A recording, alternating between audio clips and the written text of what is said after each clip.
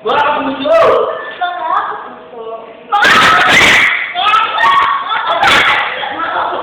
Mga kapuso! Ito nga!